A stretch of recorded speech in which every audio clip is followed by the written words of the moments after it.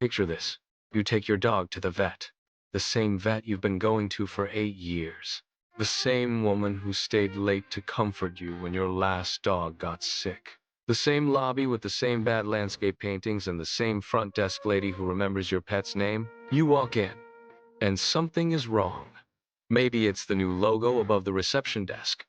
Maybe it's the corporate rebrand. Maybe it's the invoice. Because when they hand it to you for a routine checkup, it's $340. It used to be $120. Clinic sold. Receptionist whispers of unknown buyers. Some parent company that owns dozens of vet clinics across the country. The old owner retired. She doesn't say it, but you can see it on her face. She's not happy either. Her hours got cut. Her coworker got laid off. You pay the bill. You leave. You feel vaguely robbed, but you can't name the thief. That's the point. That invisibility, that's the business model. The phrase private equity sounds boring on purpose. Distant deals, unseen faces, lost fortunes. But here's what it actually is. Stripped of all the jargon. Rich titans pool funds. Borrow more, then seize firms. Extract cash, then sell for profit. The firms' names like Blackstone, KKR, Apollo, Carlyle manage more money than the GDP of most countries. Blackstone alone manages over $1 trillion. Not a billion, a trillion. If you spent $1 million every single day since the Roman Empire began, you still wouldn't have spent $1 trillion by now. These firms don't trade stocks. They don't gamble on public markets. They operate almost entirely in the dark. They answer to almost no one. They don't file earnings reports you can read. They don't have boards you can vote on. A veiled entity, cloaked in partnership, hides within shell, billing from a phantom box. And right now, they are buying up the most mundane, essential pieces of your daily life and running the same playbook on every single one. Here's how it works. Every time, with almost surgical precision, find fragmented industries. Vets, cars, dentists, businesses that are locally owned, unsexy, and essential. Essential keyword, pay price. Selection criteria, buy the biggest, then swallow all. The idea is simple. Buy enough competitors until you're the only game in town, then raise prices. Because what are you going to do? Drive 2 hours to a different vet? Step 3. Load the company with debt. When private equity buys your local vet clinic, they borrow most of the purchase price, often 60, 70, 80%, and put that debt on the company they just bought. Not on themselves. On the company. So now your vet clinic is carrying millions in loans it didn't ask for, that it has to service every single month. That debt gets paid by cutting costs, raising prices, and squeezing every dollar out of operations. Step 4. Cut everything that doesn't directly generate revenue. Experienced employees cost too much? Replace them with cheaper staff. Hours too generous? Cut them. Maintenance schedule too thorough? Extend the intervals. One study from the National Bureau of Economic Research found that private equity ownership of nursing homes increased short-term mortality among residents by 10%. 10% more people dying in nursing homes. That is not a rounding error. That is a business model with a body count. Step 5. Exit. After 5 to 7 years, they sell often to another private equity firm. They take their profits and disappear. The debt stays. The employees stay. The patients stay. And the new owners start the whole process over. Now, how much of this is actually happening? Private equity now owns over 11,000 U.S. vet clinics, the 5 largest veterinary chains in the country. Banfield, VCA, Blue Pearl, National Veterinary Associates, all private equity owned or backed. Names you've probably heard. All of them captured. This is why you go to an in-network hospital and still get a surprise bill from an out-of-network doctor. The hospital didn't change. The private equity firm that bought your ER doctor's practice went out of network because they could charge more. And then you, in the middle of a medical emergency, received the invoice. After the 2008 crash, firms like Invitation Homes, backed by Blackstone, scooped up entire neighborhoods at foreclosure prices.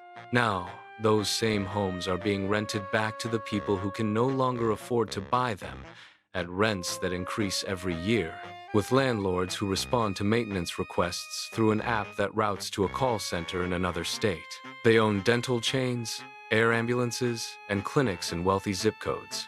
They own your local newspaper, your radio station, your apartment complex, your auto repair shop, your physical therapy practice. They are moving into every sector that involves a human being in distress who cannot easily shop around. Private equity assets under management globally grew from $1 trillion in 2000 to over $12 trillion today. A 12 times expansion in a single generation. This is not a slow drift. This is a sprint. Have you noticed that things just feel worse? Service is slower, employees seem burned out. The doctor you liked retired and the new one has 11 minutes for you. The nursing home smells different. Your rent ticks up every year even when nothing has improved. The dental chain replaced your dentist with someone you've never met. This is not in your head. This is the math. Private equity doesn't buy things to make them better. It buys things to make them more profitable. Those are not the same thing. In fact, they are frequently the opposite. Better service costs money. Better employees cost money. Better equipment costs money. These are costs that reduce margins, so they get cut. A Harvard Business School study found that private equity ownership of hospitals was associated with significantly higher costs for patients and increased rates of hospital-acquired conditions. Research on private equity-owned dental chains found they performed more unnecessary procedures than independent dentists, procedures that generate more billing. The academic literature on this is not ambiguous. It is damning. This is what value creation actually means. Creating value for investors. Not for you, not for the workers, not for the community. Value creation is a phrase that means we found more ways to take money out of this thing before we sell it. Here's the part that's truly maddening. Private equity is partially funded by your pension.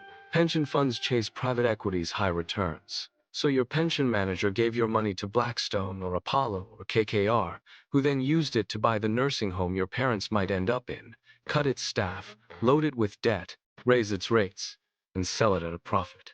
You are funding the machine that is making your life harder. And the managers running these firms pay taxes at a lower rate than you do, because of something called carried interest.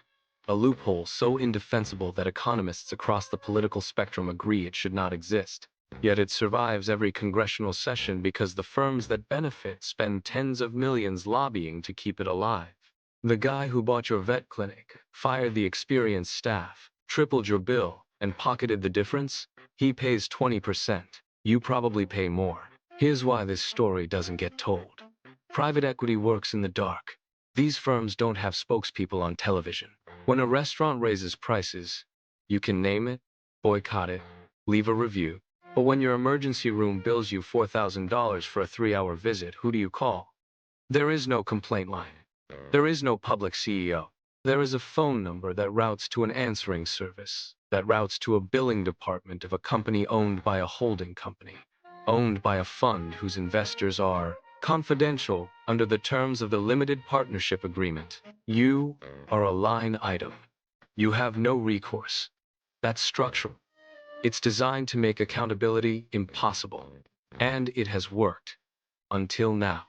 Something is shifting. Academic research is reaching the mainstream. Investigative journalists are naming names. Several states have passed legislation requiring private equity firms to disclose their ownership of healthcare facilities.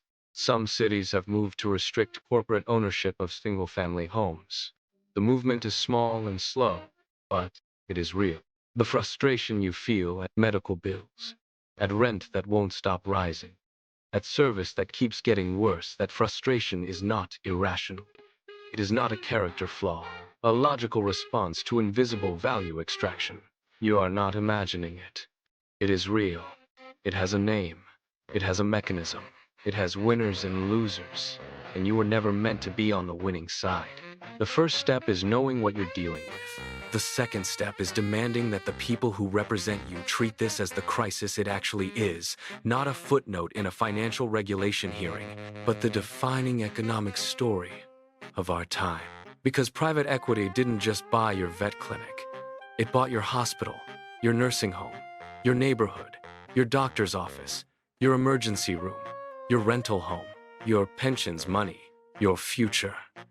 The question is whether you're going to let them keep it. Thanks for watching Macro Explainer. Subscribe for more clear breakdowns.